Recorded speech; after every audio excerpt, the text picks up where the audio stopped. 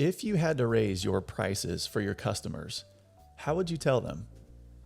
I was at a burger place recently. It's one of my favorites.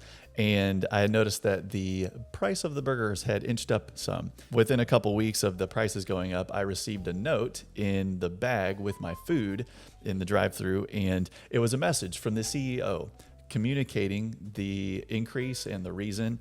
And I thought this would be a great example to use for this channel, where the heart of what we want to do here is take communication and make it clear, concise, correct, and consistent. And this example here from the CEO, I've got it laid out here on the screen exactly the way that it's formatted on this piece of paper. And I'm going to run through it with you and show how I would edit this if I were to put this communication out.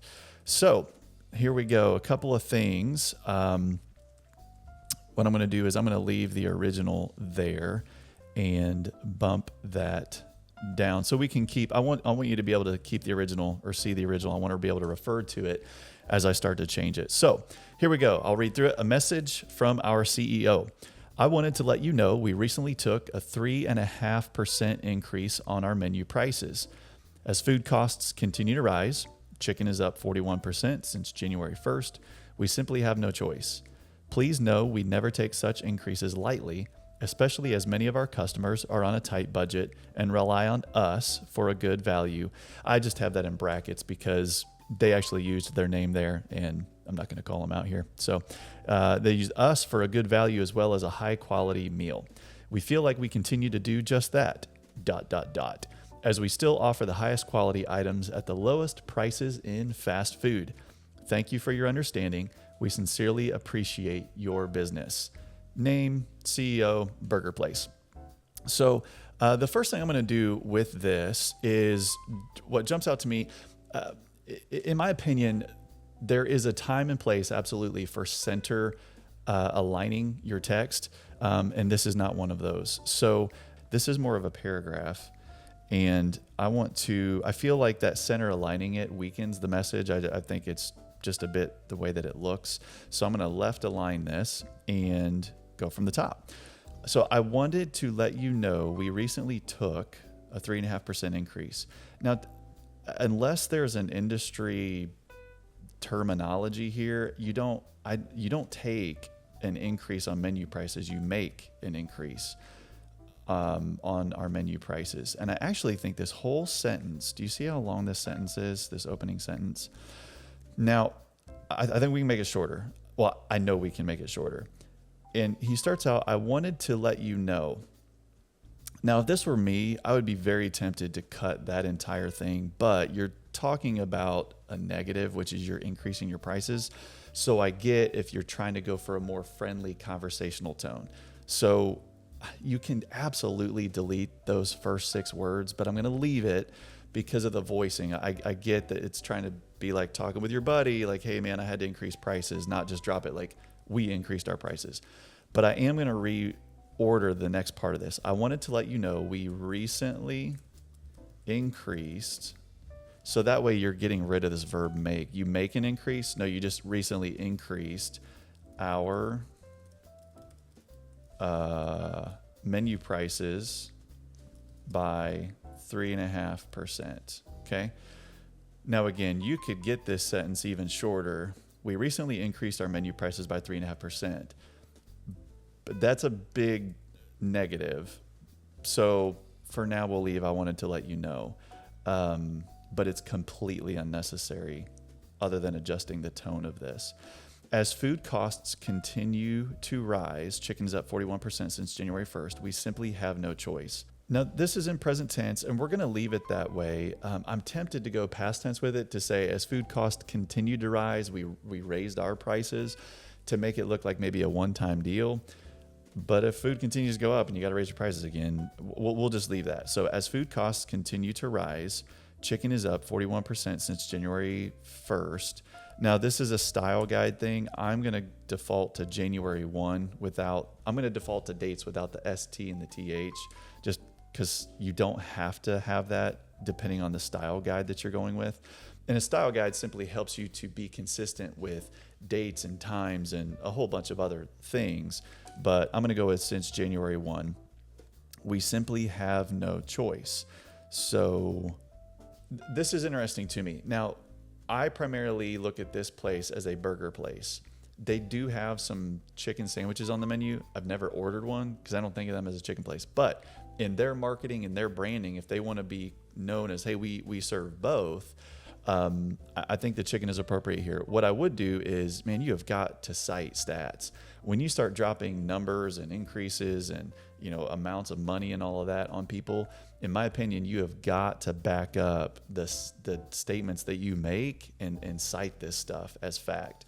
Because you're saying it as fact, and I want to know, where did you get that information? So with something like this, chicken is up 41%, we could simply do an asterisk here, and down at the bottom, we could cite, the USDA, U.S. Department of Agriculture, and then give their website and the date or the article. Or, maybe you're going more with something that is a local organization, maybe according to the local beef.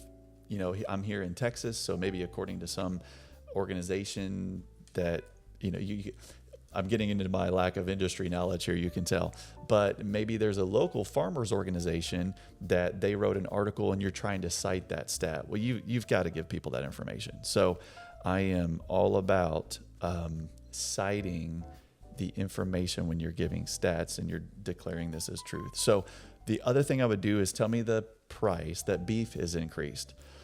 Now, if beef has only increased 3% and chicken's up 41% and you're making a 20% increase to your food, you see how maybe it might undercut your message. But it was a little weird to me that they didn't cite the beef prices, because I doubt that there's a huge gap between what beef has gone up and what chicken has gone up. And I could be wrong. Again, my lack of industry knowledge there on beef and chicken prices may be evident, but if you're a burger place, tell me about the price of beef and then give me the increase of chicken as a secondary. So I would say, beef is up, at X number percent, chicken's up 41%, and then cite those stats. And if it's from two different, then you just have to make those notes down at the bottom. And you might even be able to write it into the copy. This next sentence could say, as food costs continue to rise, and then according to whoever, it's up 41% since January. We simply have no choice. So I'm going to delete the asterisk for now, but man, I would cite that stat, and I would add the cost of beef, or the increase of the beef. It says, please know we never take such increases lightly. Now, especially as many of our customers are on a tight budget, this is a long sentence, and rely on us for a good value as well as a high quality meal. So this is too long of a sentence in my opinion. And we're going to delete please. That word is way overused. Please know. Now, actually, I'm going to put it back in here for a second so I can show you this. Please know. Now, a lot of people would pop the word that, THAT. They would pop the word that in there, and you don't need it. The word that is a very, very overused word. But you have these bridge verbs like know, believe. So I'd say, I believe that it is too hot outside. Well, you don't need the that after the word believe or the word know. And there's some other bridge verbs. You could look those up, or maybe I'll leave them in the description below. But please know, they did a good job not adding the word that, because you don't need it. Please know that we never take such increases. It would just be a filler word at that point. Or I believe that all people are purple, whatever. I believe all people are purple. You don't need the word that after that.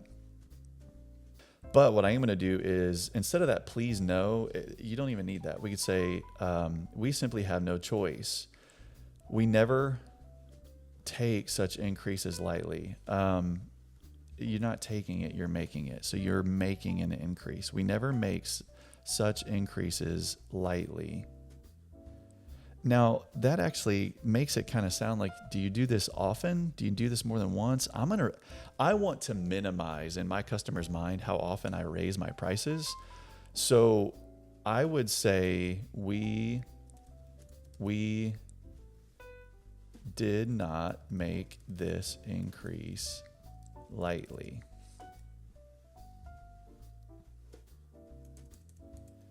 Because again, I want to like make this look as much as possible like a one-time deal. We did not make this increase lightly, especially as many of our customers are on a tight budget and rely on.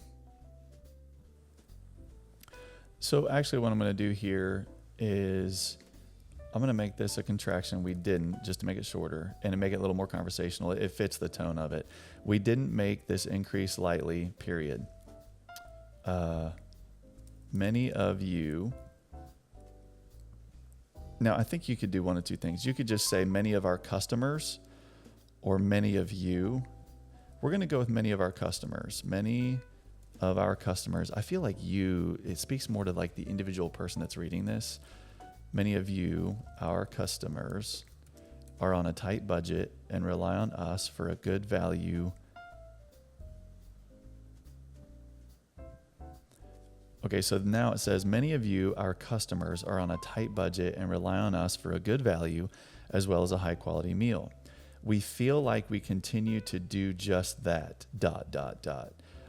I'm going to break this down for a second. We feel like we continue to do just that.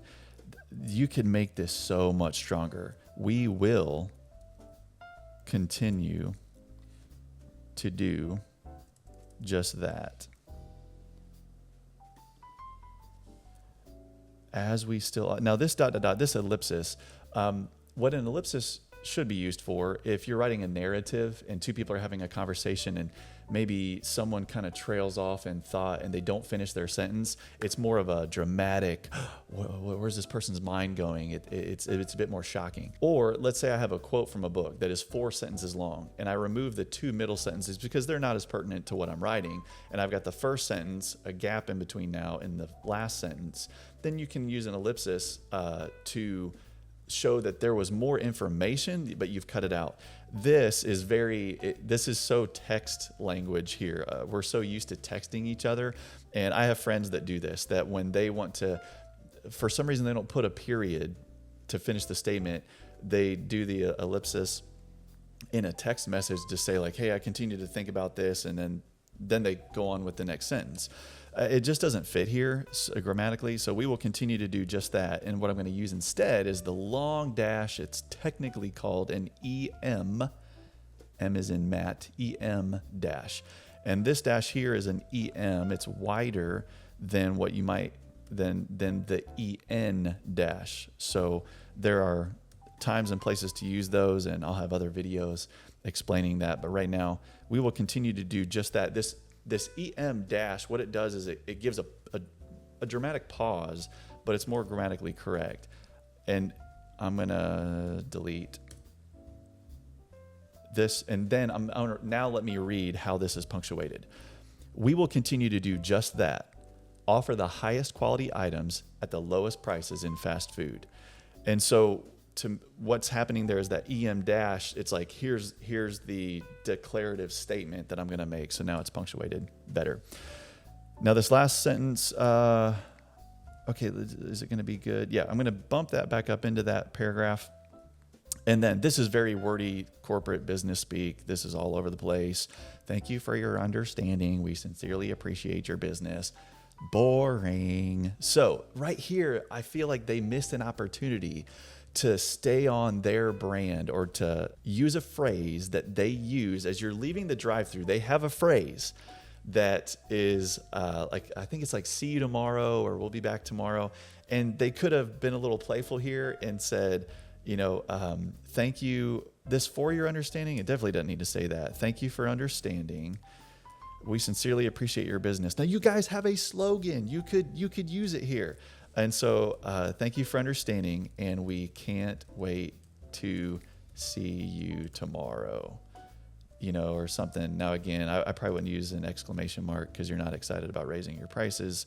See, it wants to say thank you for understanding. Okay, sometimes I default to the little grammar thing that yells at me there, but what did I have before? Oh, thank you, understanding. Sorry, yeah, that needed to be there. Whoops. Thank you for understanding. Oh, and you know what? This reminds me, back up in here, some of you caught it and you're yelling at the screen. As food costs continue to rise, comma, that introductory as can be used in a couple different ways. As food costs continue to rise, that It needs a comma there. We simply have no choice. So it's an introductory statement that needs the comma. All right, so let's bump back down here. Thank you for understanding, and we can't wait to see you tomorrow. Again, so what I want to do with this is make it clear, concise, correct, and consistent. And clarity has to do with, is the message clear that I'm trying to communicate? Concise is, have I said it in the shortest way possible? Correct is the grammar. And then consistent is it consistent with your brand, with your voice? And this burger place has a brand for sure. And they could have communicated it better down here. Thank you for understanding. We can't wait to see you tomorrow. So then the name, CEO, Burger Place. So we went from this, I wanted to let you know we recently took 3.5 to this. So it's not a lot shorter, but a couple of these sentences are more buttoned up now. It's clearer. So now let's read the whole thing. I wanted to let you know we recently increased our menu prices by 3.5%. As food costs continue to rise, chicken is up 41% since January 1, we simply have no choice. We didn't make this increase lightly. Many of you, our customers, are on a tight budget and rely on us for a good value as well as a high quality meal. This, as well as, you could actually say, you rely on us for a good value and a high quality meal. We will continue to do, I feel like now it says we will continue to do just that. I was thinking you could say we continue to provide. Provide's a longer word. There's always a shorter word than provide. Give. We will continue to give you just that. But then you have to add the word you. We will continue to do just that. Offer the highest quality items at the lowest prices in fast food. Thank you for understanding, and we can't wait to see you tomorrow. Name, CEO, Burger Place. So there you go. We made it clear, concise, correct, and consistent with their brand.